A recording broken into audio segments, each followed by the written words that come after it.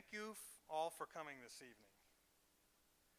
My name is Ira Goldberg. I am President Emeritus of our Chicago Alumni Club, and I'm here representing the club and the Alumni Association. On behalf of International House, the Seminary Bookstore, the Alumni Office, and the club, welcome to the Global Voices Author Night Series. I also especially want to thank Mary Beth DeStefano and Denise Jorgens for their hard work making these events happen. They do a lot of events, and none of them would happen without them. The Global Voices Author Night Series is just one of the exciting events hosted by the university and supported by the Chicago Alumni Club, which we as alumni have the wonderful opportunity to experience. The majority of alumni activities happen because of alumni and students like you, so we welcome your ideas and offers to host events. If you have ideas for future events or want to become more involved in the club, feel free to talk to me after the program.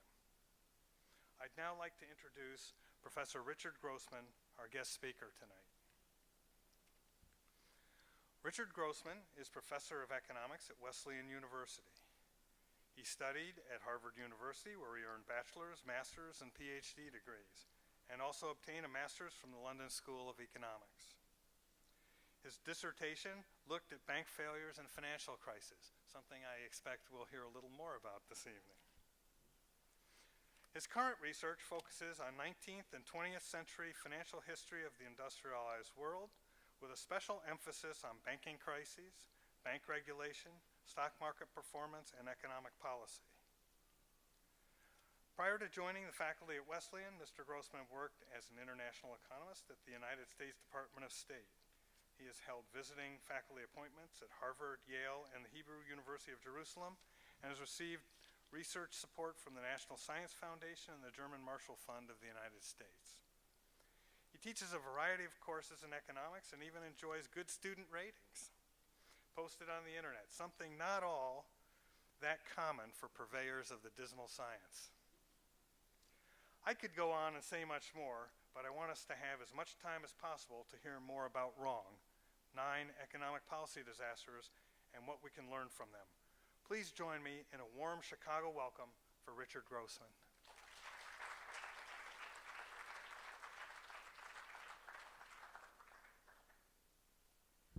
Thank you very much, Ira.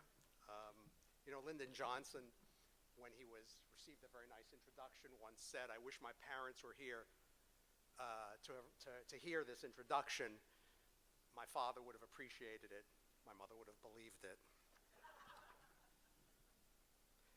So thank you, Mary Beth and Ira, Dr. Stern. These things are going to fall. And that's going to fall, so I'll put that down. Yeah. Fine. Okay. So thank you all for coming. It's great to be here in Chicago. And I have to say, Mary Beth told me a little bit about International House and the history of International House. And I must admit, I had no knowledge, I had no idea of the history and exactly what goes on here. And I have to tell you, I'm incredibly impressed. As someone who spent some time working at the State Department and goes around the country a fair bit, we as a country don't know nearly enough about the rest of the world. I think the rest of the world knows a fair bit about us. A lot of it's wrong, but they know a fair bit about us, and we know very little about them. And so the fact that there are Americans and international students living here, I think, is just a wonderful model for American students. And so I was really very happy to hear about that. Okay, so this book, which I would normally sort of brandish a copy, but I don't have one, but just imagine that I'm holding a copy. This book is about economic policy. Bad economic policy. Really, really, really bad economic policy. And more than 2 centuries of it. As advertised, it examines 9 of the worst economic policy disasters made during the last 200 years. Now, someone wrote a little piece about it in the New Yorker magazine a few weeks ago, And he said that the number 9 was a little bit strange and that sort of weird in some way, and that perhaps I had written about 9 economic policy disasters because I was holding a 10th in reserve. And that would have been a great marketing ploy had I thought of it, but I didn't. But you could argue that, you know, we've been moving through the 10th, in the not so distant past. So, so I wish I had thought of that. I didn't, but we can talk about what the 10th might be. So this is really very much a general audience book. I'm an academic, and I write with footnotes in mind, but in this book they're all buried in the back. So you can read this book and not be troubled by them, but as a skeptical academic, I feel like everything ought to be documented. So if you look in the back, you can find the background for this. And the reason I tell you this is so you should feel free to buy many copies of this for your relatives, because it will make a great stocking stuffer, perfect gift for Thanksgiving. And so really this is really intended to reach a general audience. And I know there are a number of you that are highly trained in economics, but I'm hoping to speak to you as well as to people who are less engrossed in economic policy on a daily basis. So the question you might be asking is, why write about bad economic policy? I mean, after all, wouldn't good policy be more enlightening, not to mention uplifting? Wouldn't it make just a happier book? Now, I think that there are a number of good reasons for writing about economic policy disasters. The first is that I think you can learn some very valuable lessons from studying disasters. As Ira pointed out, I have spent a fair bit of my academic career writing about banking and financial crises. And I'm sorry to say that a number of my economist colleagues seem to think that people who work on the subjects on banking crises, they view us sort of as the ambulance chasers of the economics profession. You know, sort of ghoulish souls who profit off the misfortune of others. And I like to take a more therapeutic view and think of sort of in more therapeutic terms. I like to think about the book in more therapeutic terms. We know that physicians and hospitals have what they call M&M rounds, which I have to say I was disappointed when I learned there were no little candies involved. But that's morbidity and mortality rounds, where they go and they look at cases that didn't turn out really well and see if they can learn something from them. I would say to learn from their mistakes, but we all know doctors don't make mistakes, so we'll just talk about bad outcomes. And of course, another medical analogy would be with the profession of pathology, where the motto is the living learn from the dead. And so I feel like then when we study economic policy disasters, we can learn something from them and, with any luck, avoid making the same mistakes in the future. You know, another organization that actually spends a fair bit of time going over their past and thinking about mistakes is the military. If you go back and look at sort of the official histories of World War II done by both American and British military historians, books run to thousands and thousands of pages because they're trying to figure out both what went right and what went wrong. And of course, they're always also thinking about the next battle.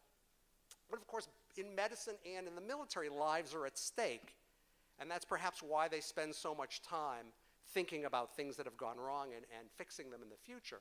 Economists don't necessarily do that. We do it a little bit. There have been investigative commissions, and we do some of that, but we don't do nearly enough. And that's sort of what this book is about, is trying to sort of follow that model. A second reason for studying policy mistakes is that they're easier to spot than good policy. What do I mean by that? Well, during the last 2 centuries, the real gross domestic per capita GDP, in other words, a rough measure of the average standard of living, has risen in 70 to 80% of the years. In other words, if you look at any country and you look at its growth of its real economic output, in 70 to 80% of years, real GDP has gone up. So although countries may grow wealthy in the absence of good policy, or less wealthy without the detrimental effects of bad policy, the negative effects of bad policy are just going to stand out more, right? Because usually the world is doing well, and so when we see a large deviation from this average increase, we know that something is wrong. A third reason for studying economic policy failures is that it gives us an opportunity to look at economic policy making under a microscope. Is bad policy the result of a bad policy-making process? Does it result because the political process fails to weed out bad policymakers and instead promote them, or it fails to promote good policymakers? Does it happen because there's a commitment to an outdated ideology that somehow goes terribly wrong?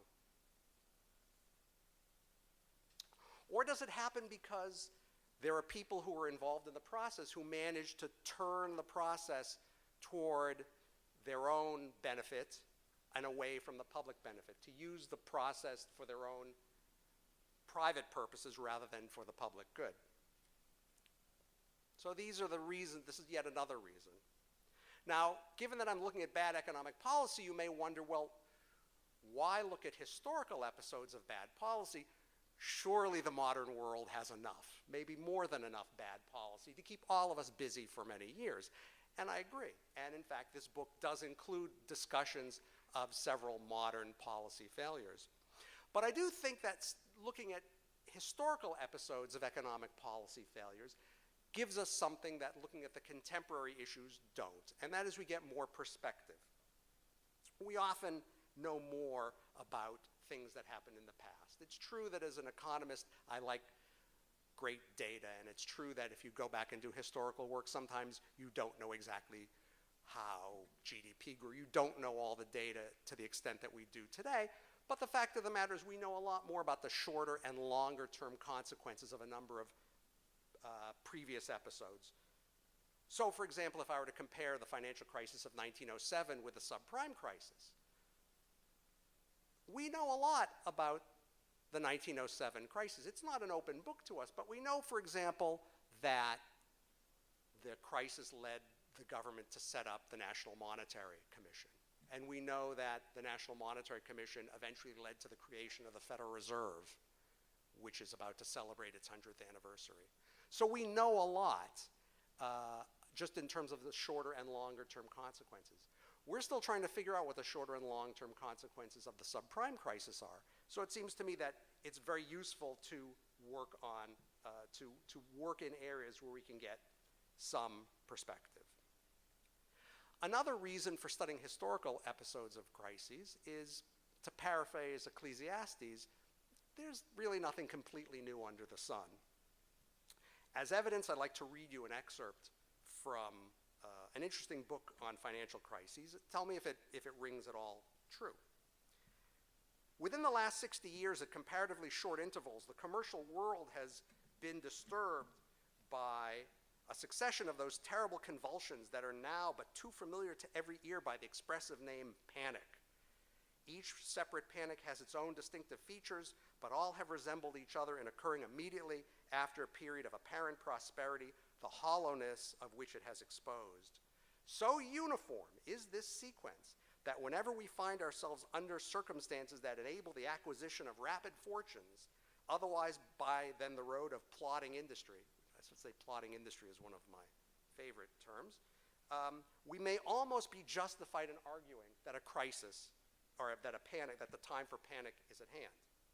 So this was written by a well-known British financial journalist by the name of David Morier-Evans. You probably haven't seen his byline recently because he wrote it in 1859. So in other words, this observation on the regularity of financial crises was 60 years old 150 years ago. Again, yet another argument for perspective. Now, certainly, the subprime crisis has introduced a lot of new elements and terminology, including collateralized debt obligations, credit default swaps, and a whole alphabet soup full of derivative securities and things that, in the end, were ultimately dangerous, but all of these things had their antecedents in earlier crises, when investors were carried away on waves of enthusiasm about other things. Sure, real estate, railroads, Latin American debt securities. There was this new thing they invented in England about 150 years ago called the limited liability company, in other words, corporations. There was a crisis in that. So fundamentally, the combination of an over-indebted economy with boom-bust economic cycle surely is responsible for the subprime crisis, as it was for countless other financial crises during the 19th and 20th, and now 21st centuries.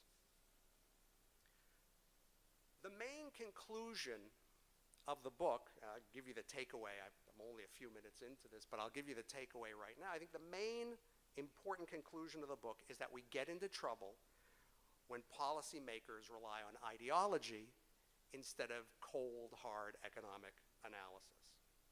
Now, I'll come back to that, but the idea is when they grab onto one central idea as the basis for their economic policymaking and are unshakable in holding on to that. And I'll come back, I have a couple of examples to talk about. Now, ideologies become entrenched among policymakers for a variety of reasons. Sometimes it's just long established practice, or maybe it's just old-fashioned laziness. You know, if it's always been done this way, then why should we change now? It's too dangerous to think about. Policymakers, if it has been done in a certain way, may be disinclined to go out on a limb to undertake new thinking and try and figure out better ways of doing things. It's also possible that even if a particular idea or policy paradigm has served the public well, it may be that changing circumstances renders it not that good anymore. And so the old ways of doing business may just become obsolete.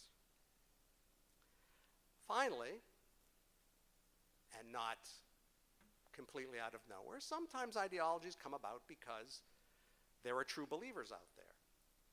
They either believe in the policy or they feel like it's a good re-election plan, and they become committed to ways which they become committed with an unwavering devotion to something that just isn't right.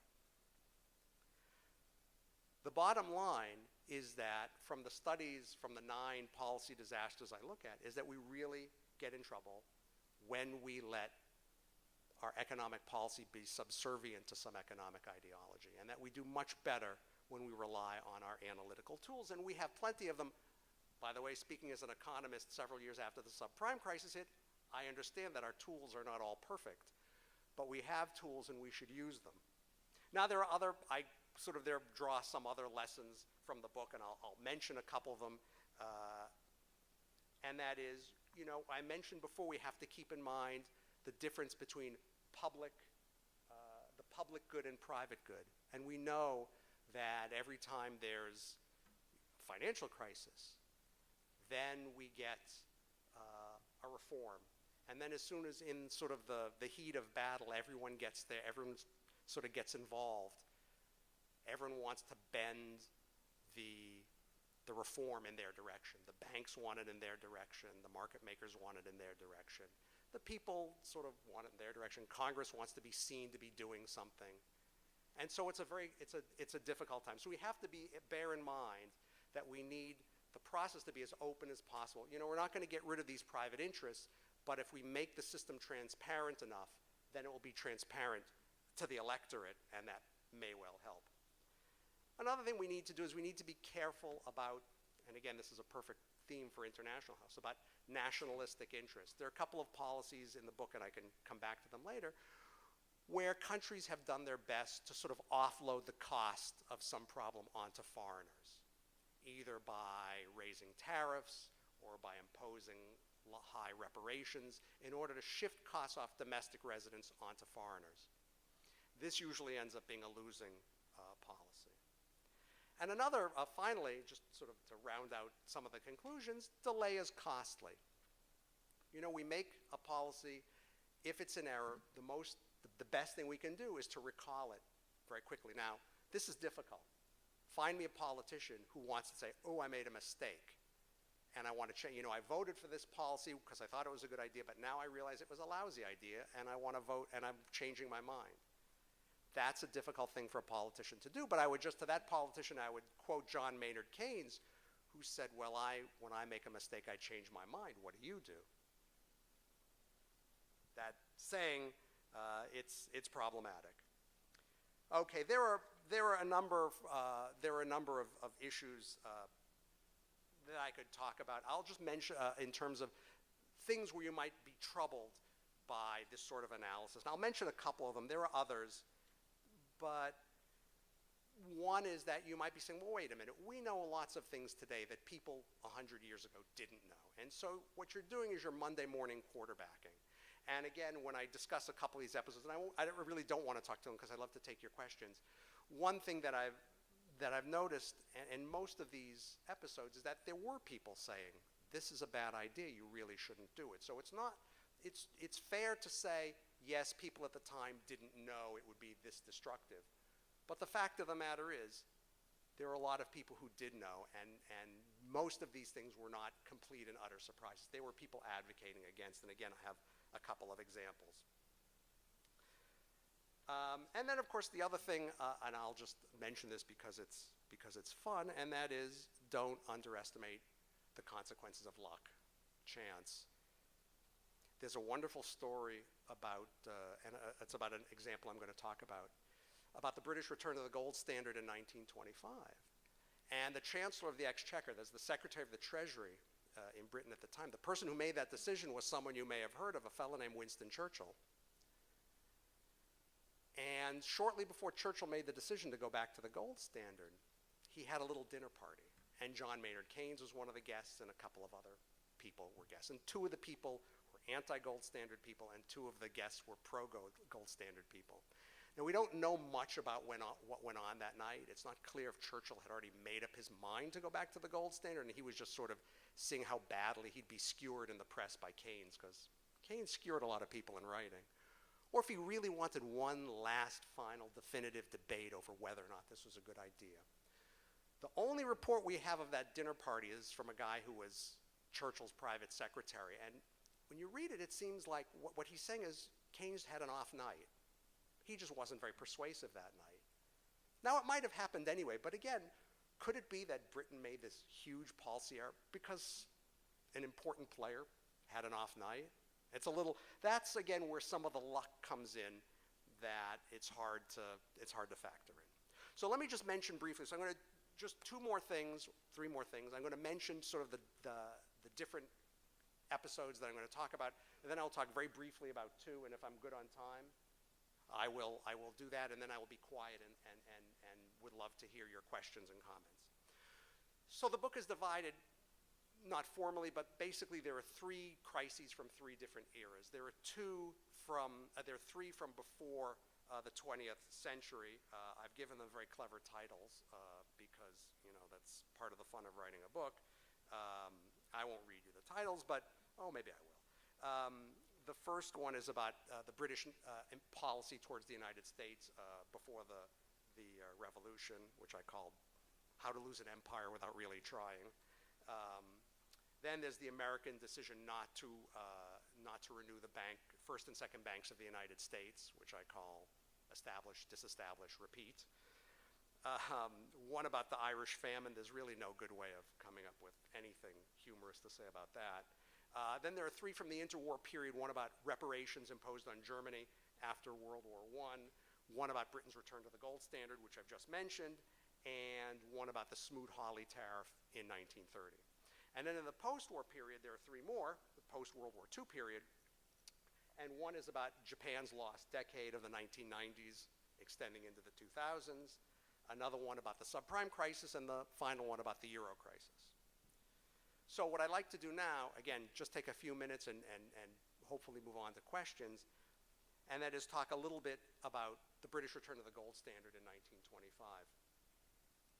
And I want to quote from something I generally, when I talk, I don't like to quote other people. It's better to quote me or just be me. But Ben Bernanke in 1995, before he had his own financial crisis to worry about, wrote about the Great Depression. He said, to understand the Great Depression, is the holy grail of macroeconomics. Not only did the Great Depression give birth to macroeconomics as a distinct field of study, but also, to an extent that is not fully appreciated, the experience of the 1930s continues to influence macroeconomists' beliefs, policy recommendations, and research agenda. We do not yet have our hands on the grail by any means, but during the past 15 years or so, substantial progress towards understanding the Depression has been made. And I would say that in terms of understanding it, Bernanke has been there, and I would say that his study of the Great Depression has in fact informed, in a good way, his actions during the subprime crisis.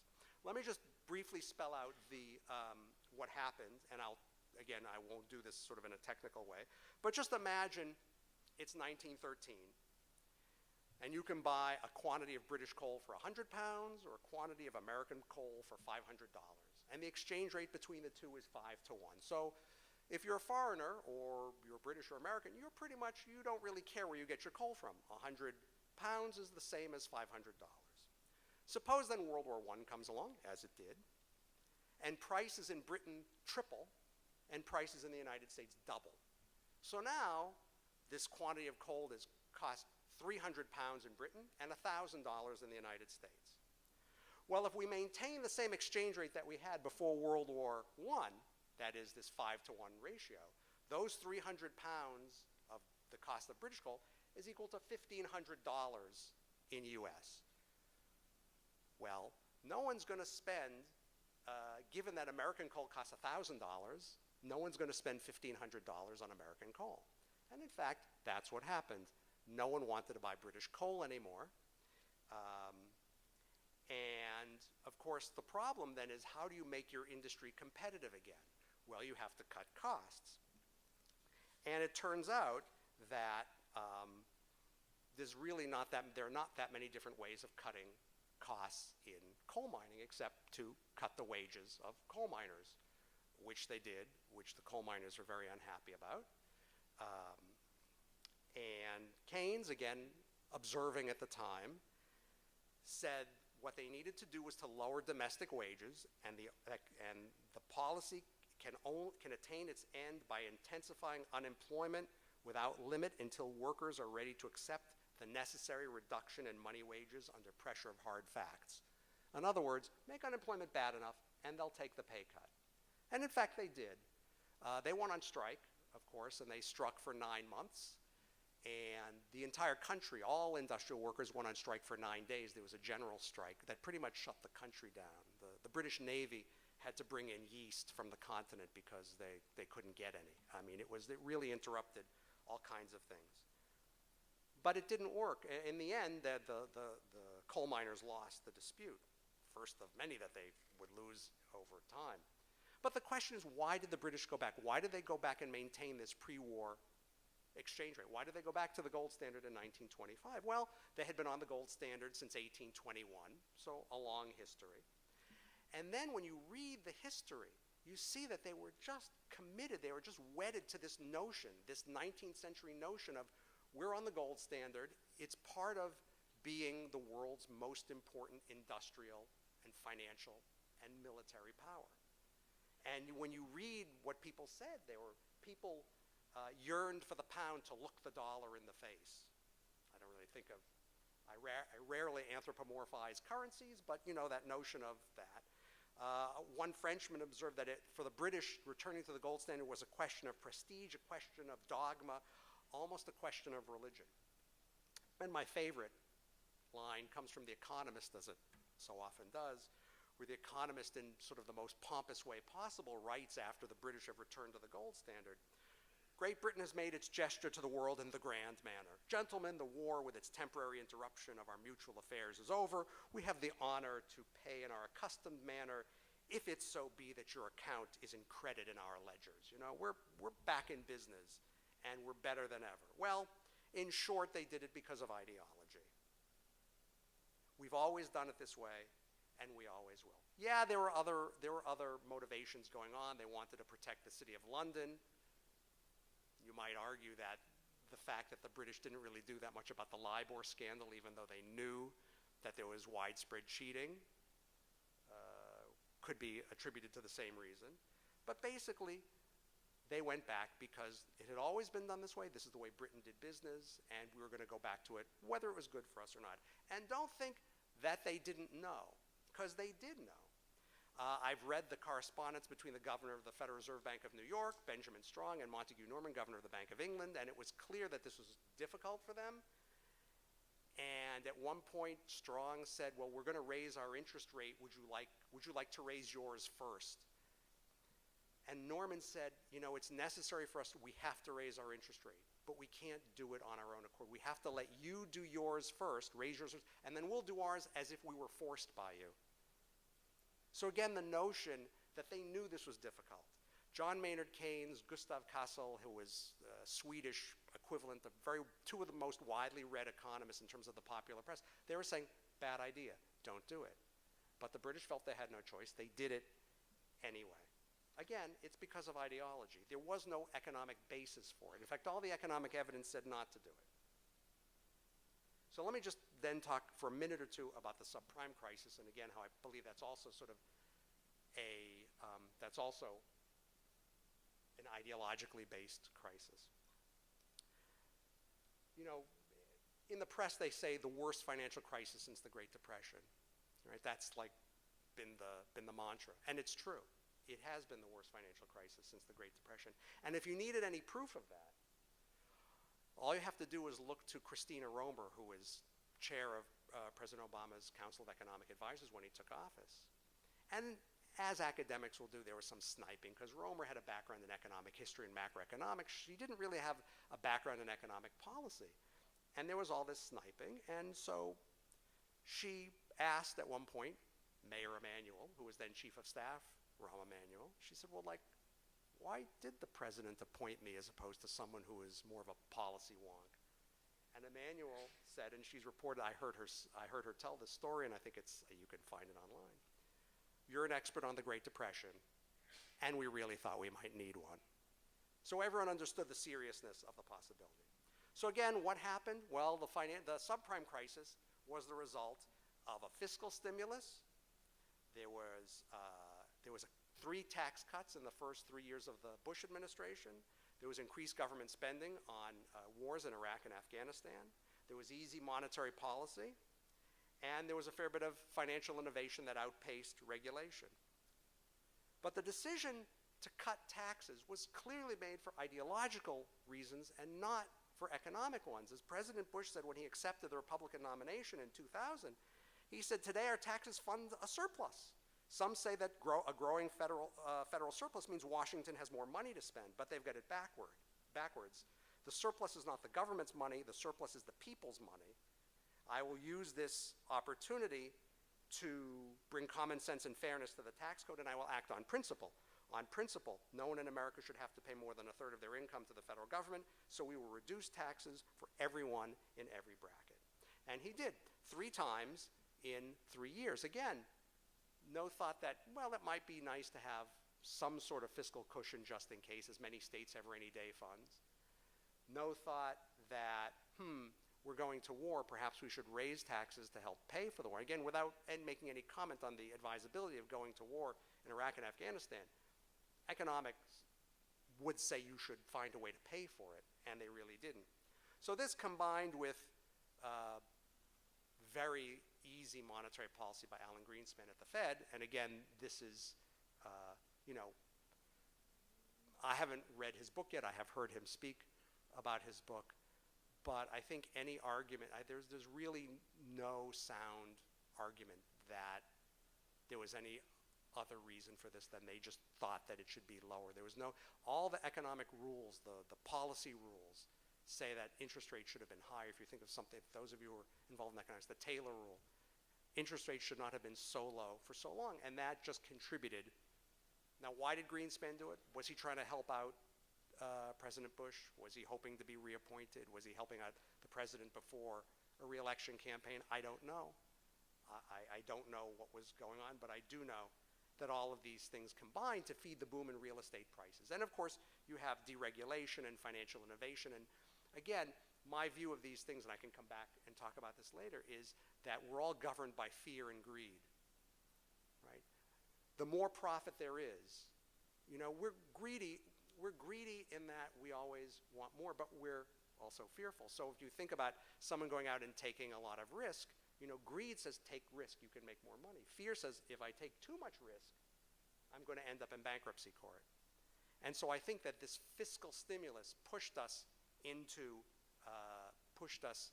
this financial crisis and contributed to the boom in real estate prices. And when that collapsed, we were in big trouble. Okay. So let me just conclude by saying a couple things. Those are sort of two. I'm happy to talk about any of the other episodes and to elaborate more, but I do want to leave time for your questions. Let me just say a couple things in conclusion. The news is not all bad. If you ask me, have we learned anything? I would say we have. I've just been talking about a recent financial crisis where there are all kinds of policy screw-ups, but the fact of the matter is we have learned. Mostly in curbing what I call nationalistic interests. After the last big financial crisis, the Great Depression, we raised tariffs. Everyone raised tariffs. There was a war to see who could cut off international trade, competition from foreigners, more than others. And the United States sort of led the way with Smoot-Hawley. That hasn't happened. Sure, trade isn't perfect and there are possible problems. But we had a terrible financial crisis and there's virtually no strong movement to put tariffs back up. Think about after World War I, there was a fair bit of American and French policymakers wanted to turn Germany into an agricultural paradise and deindustrialize. And the tariffs that were set on Germany were enormously high. After World War II, completely different policy. So I think in that sense we have learned. If I had to come up with some policy prescriptions as to how we could make things better, what I would advise policymakers, I think the first thing is we have to reject purely ideological solutions. When you had virtually all the Republican members of the last Congress sign a pledge that they would not raise taxes under any circumstances, not now, not ever, not if hell freezes over, right? I can imagine, particularly here in Chicago, having a debate or being part of a debate where there are economists who say, the government spends too much, the government does not spend our money wisely, we are better off in a country with less government involvement and less government spending. That, I believe, is a perfectly defensible view. I also know a lot of people, as I spend a fair bit of time in Cambridge, Massachusetts, with people who think that that's not right, and that the government should spend more and tax more and accomplish more. And I can see merit in that as well. I'm not taking sides right here, right now. I can later. But the fact of the matter is you can have that debate, you can have that discussion, but when one side says, not now, not ever, under any circumstances will I agree to raise taxes, I think that's bad policy. I don't think there's any way you can point that, say that that's helpful or useful or good. The two other points I would just make just in closing, one is I think it's important that policymakers always consider if they're just going on the past, and that is if they're just saying, oh, this is the way we've always done it. And that's hard to do. There's sort of this groupthink sort of mentality. And I think when you study, there were a couple of reviews of the Bank of England last year, and they said, well, the people who work at the Bank of England, the researchers, they weren't necessarily, changing their opinions to suit management, but they maybe sort of shaded them a little bit, right? So in the United States, one of the very nice things about the American central bank is that there are a dozen branches, and they each have different ideological points of view in the research department, and the policymakers get to hear all of it. I have a friend who used to work at the Federal Reserve Bank of Chicago, and he would say, whenever I go to Federal Reserve conferences, I hear many different points of view. And then he went to the Bank of Canada, a fine institution, but there's only one of them. And he said, I went there and gave my paper. It turns out there is a Bank of Canada view on just about everything, whereas in the Federal Reserve, there are many different views. So I think one of the arguments is that we have to constantly challenge our assumptions, have outside experts in, get lots of good advice, and not sort of fall into the same intellectual rut. And finally, I think, economics, we have a lot of tools to use. We have theoretical models. We have empirical econometric methods that we can use to test things. We have historical examples. We can go back. There's lots that we can do. Sure, all of these methodologies have flaws in them, but when we make policy on the basis of these analytical tools instead of some ideological basis, I think we do much better. Thanks very much.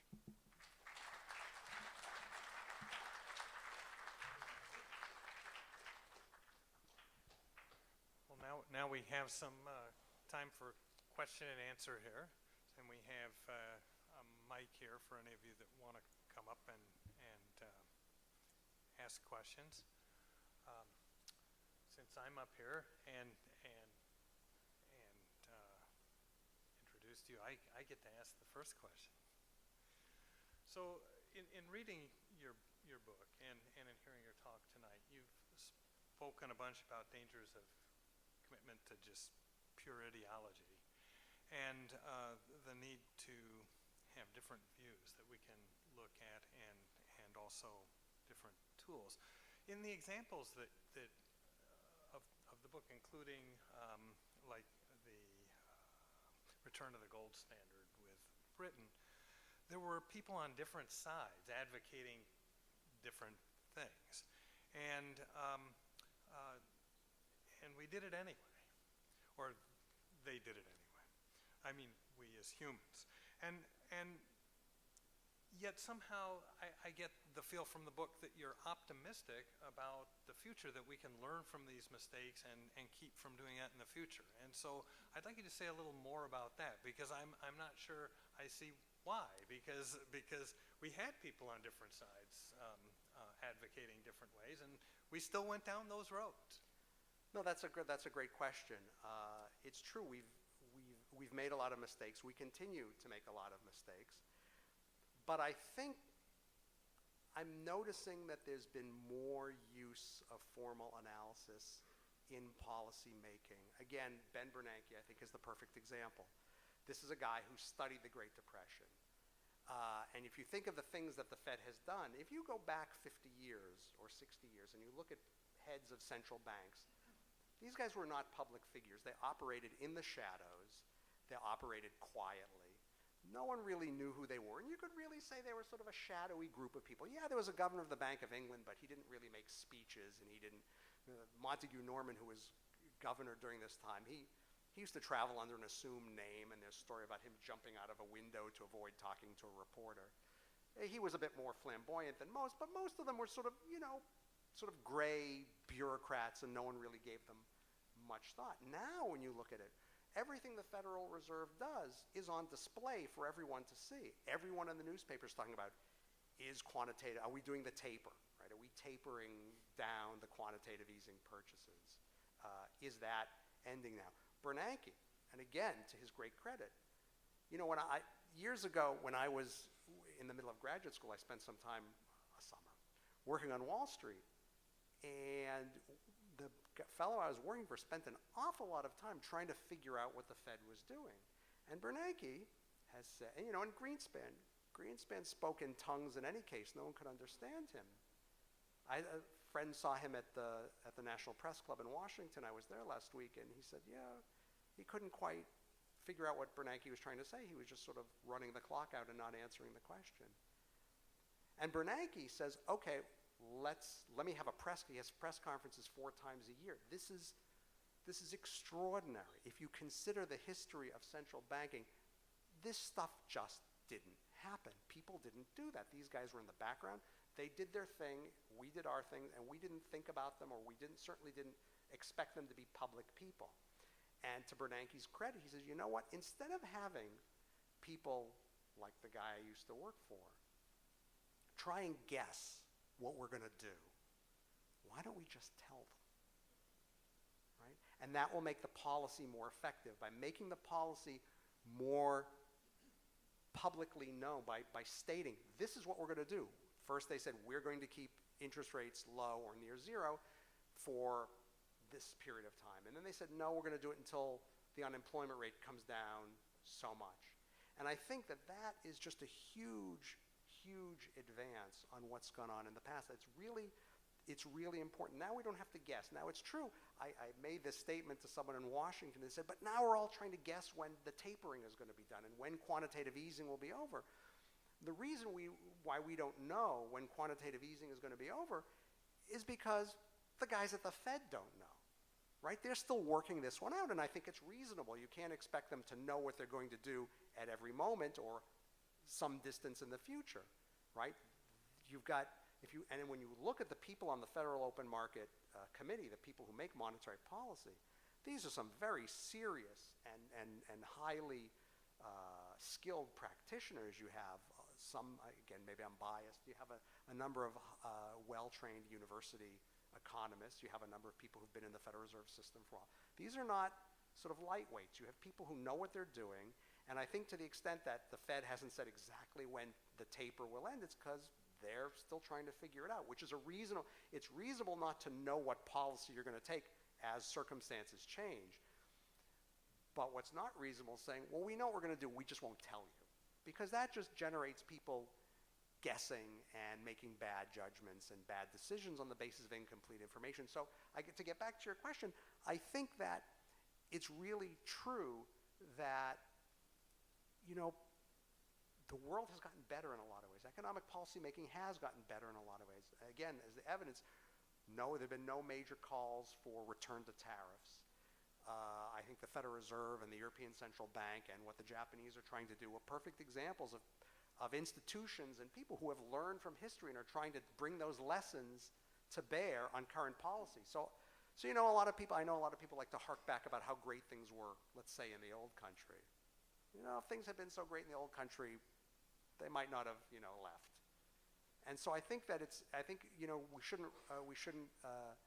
we don't need to romanticize the past. I think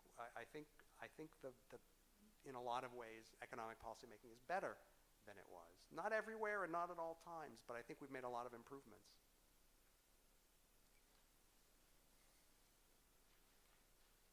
First of all, I do agree with you that ideology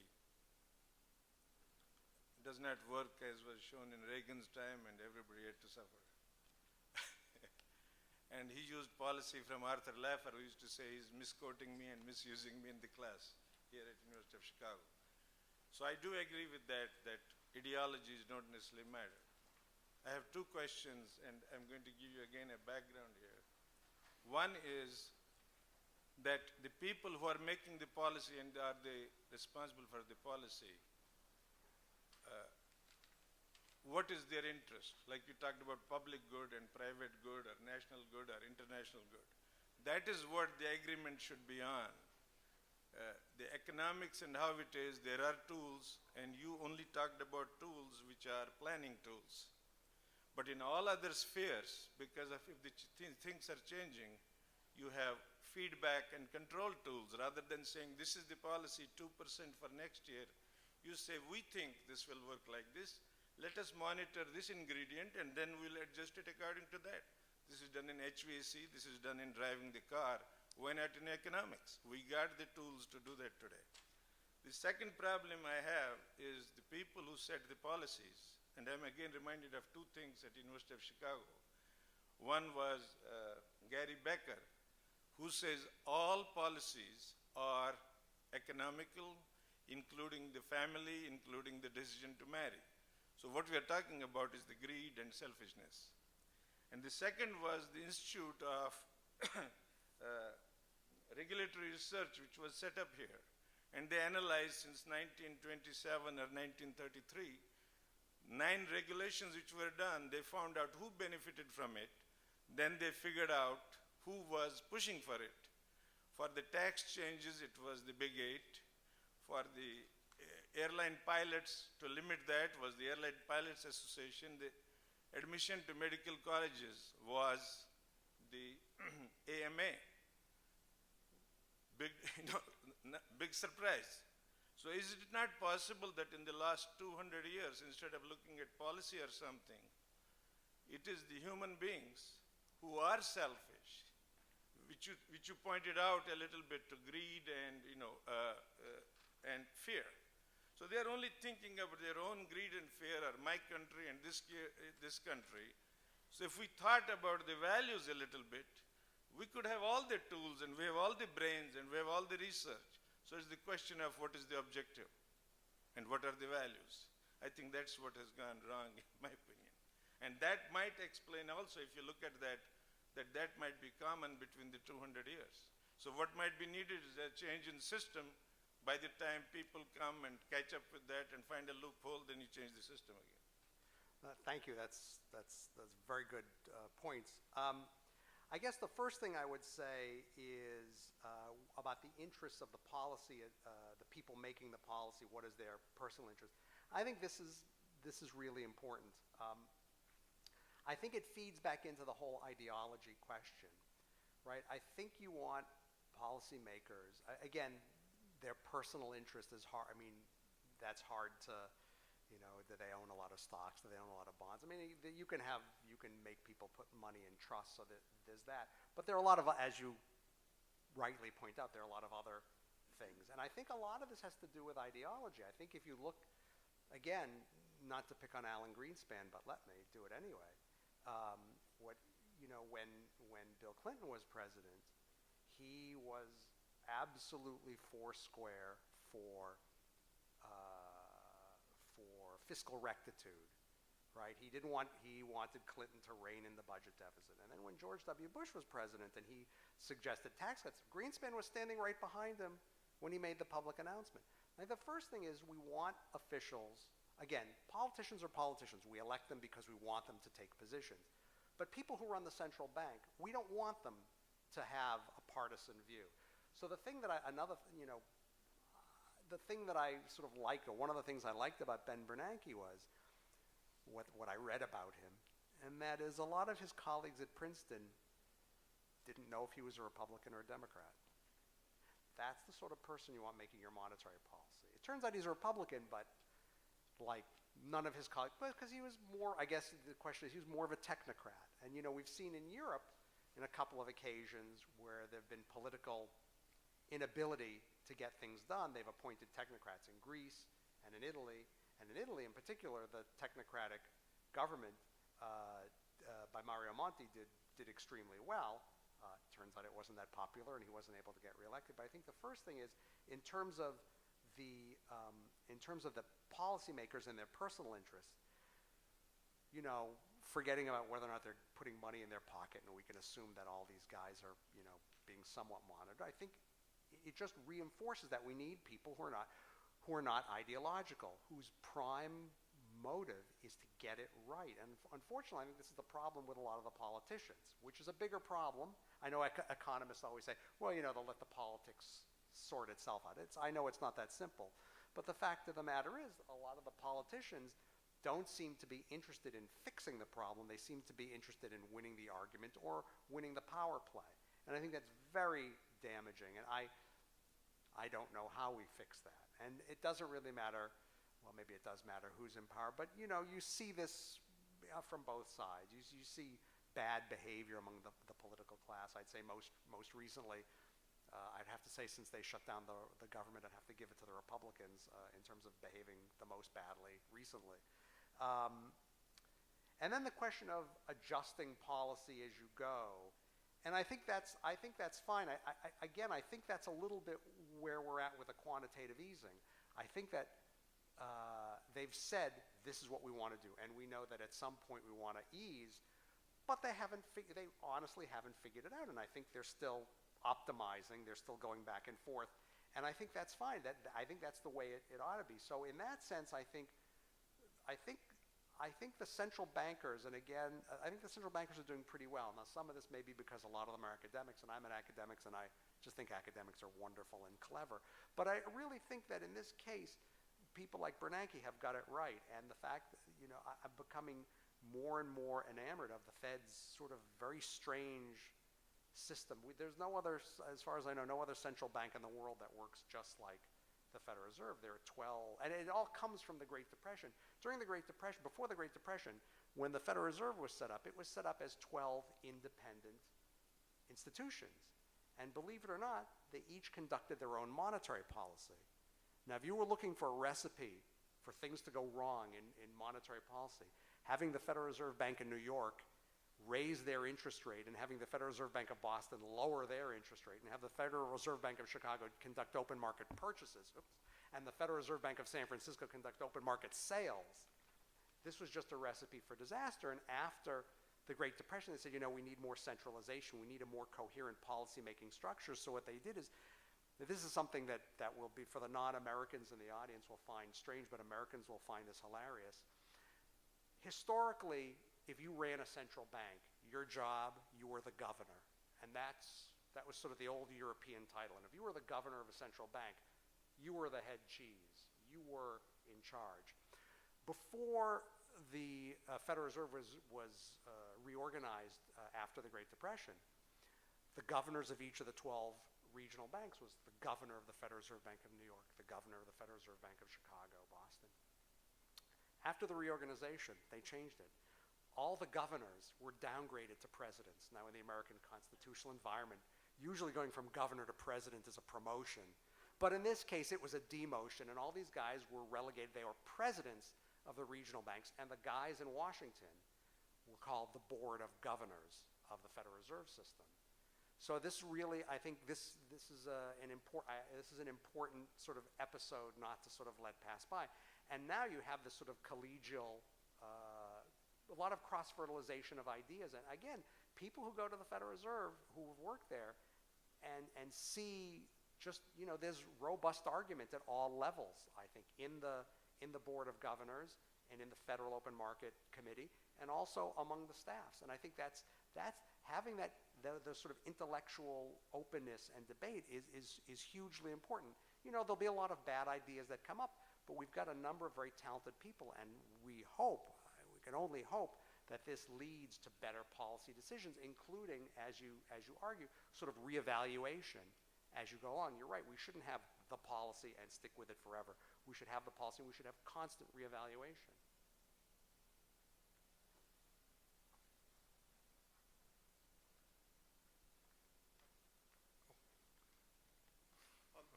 As the United States muddles through its own lost decade, what do you think can be learned from Japan's experience? What are the critical similarities and differences?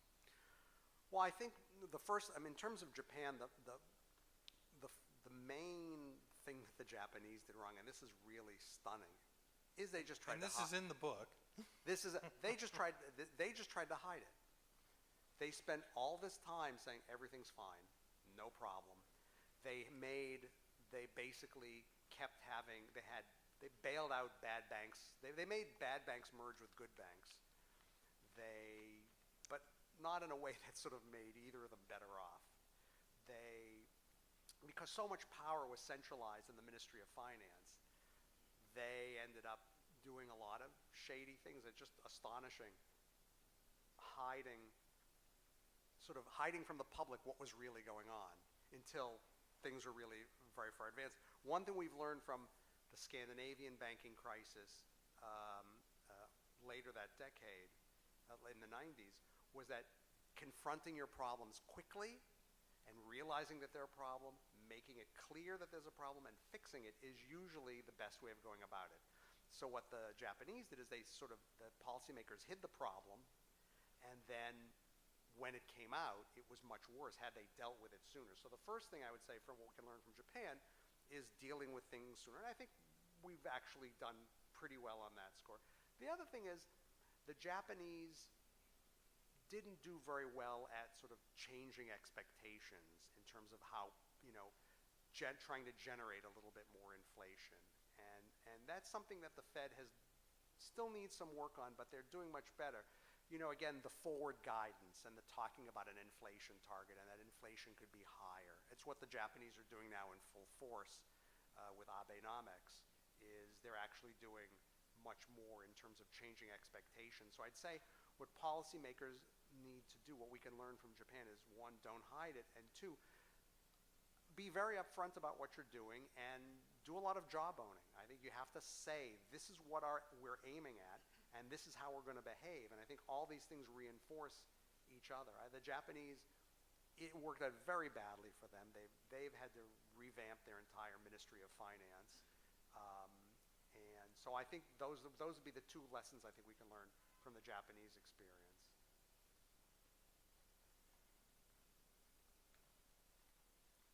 I'm currently a sophomore in high school, and my question to you, I was wondering, what is your opinion and your prediction for the current economic crisis for the next 5 years, 10 years, 15 years, 20 years, and or maybe that's too far, but specifically how it's going to impact this new generation coming out from high school and university and the new challenges we're going to have to face? Thank you. This is a very, very serious problem. It's already affected young people very badly in a very serious way. You know, the crisis has been going on for 5 years. You know, the economy's getting better. But there's a whole cohort, 4 or 5 years of students that haven't been out working, or that a lot of them have gone home to live with their parents, right? And it's not just, oh, things will get better and then the next people will do fine. We've got this cohort of the last 5 years of graduates that are having trouble, and that's going to have an impact on their lives for years to come. You know, I'm not very good at predicting. If I was better at predicting, I would, I don't know, be at the racetrack a lot more, I think. I think things are getting better. I think there are more things that the government could do. Unfortunately, most of them they're not going to do. I think there are things we could do on the fiscal side, but that's just politically a non-starter. I think the Fed is doing everything it can do.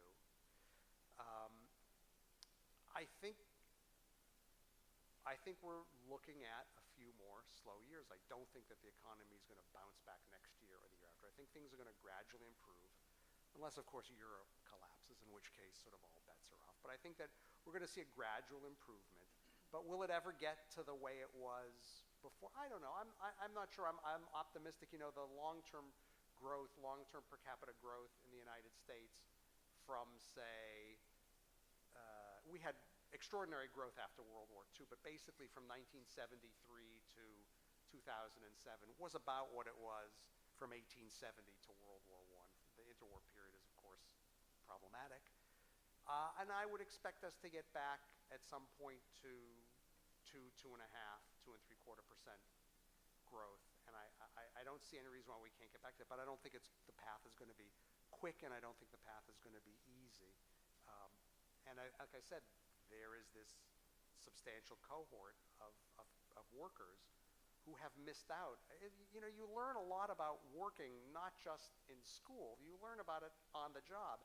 And if you don't have a job for 5 years, then you're missing out on that experience, and that's a major issue. So I think for the people who've been out, I think there's some issues, and they're going to reverberate through our economy for years. I do think we will eventually end up doing much better than we have done in the last few years. I think we have time for one more question, and then we'll be around after if you have questions. So.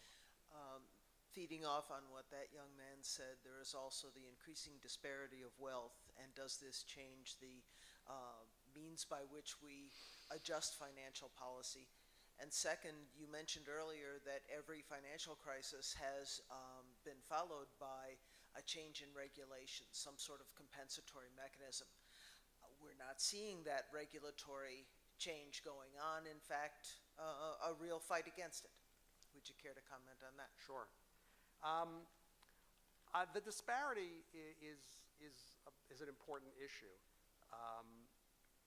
and I would love to say that I had some solution to that. I don't. I think that the best thing we can do is fund education and training.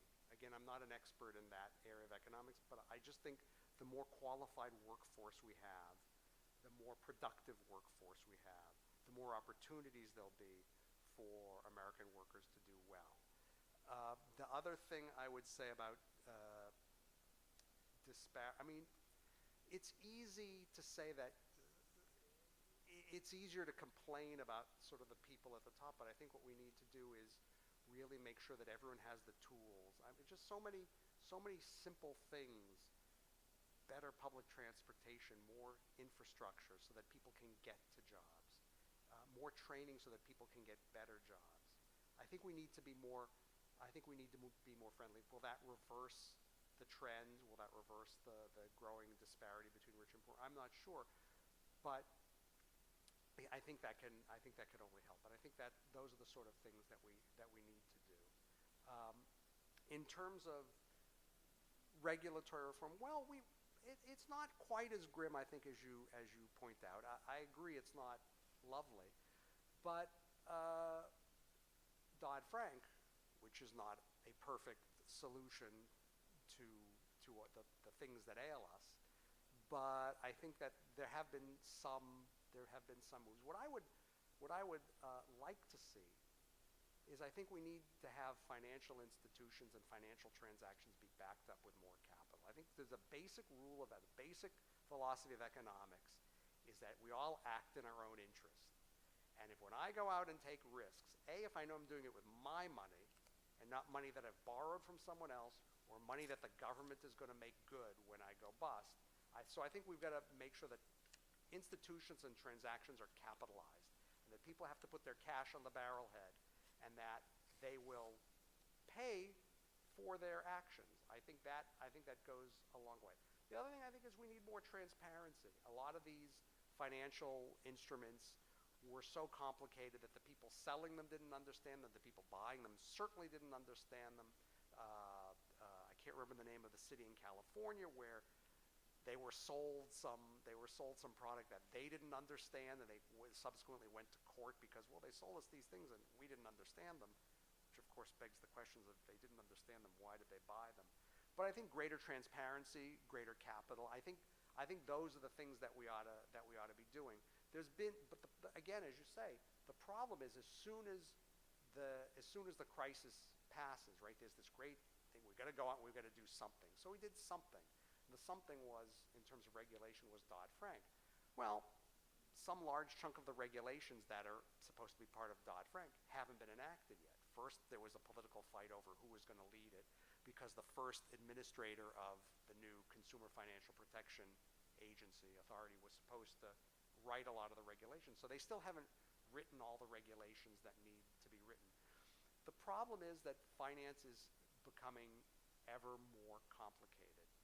And unless we go back to the simple old days where we had Glass-Steagall and you separated commercial and investment banking, which I don't it may be a good idea, but I just don't see any practical way of doing it. I think what we need to do is make people put their own money up, bear the risk of their own actions, and have as much transparency as possible. Some of the things in Dodd-Frank help with that. Some of the things we won't know because they're not accomplished yet. So I'd say there's been some progress, but I would agree with you that we've got a long way to go. Thank you, Richard. The book is entitled Wrong. We have copies available for sale in the back, and I'm sure our author would be glad to sign them for you should Absolutely. you decide to get one. And he'll be around for a little bit, but please join me in thanking Richard Grossman. Thank you. Thank you.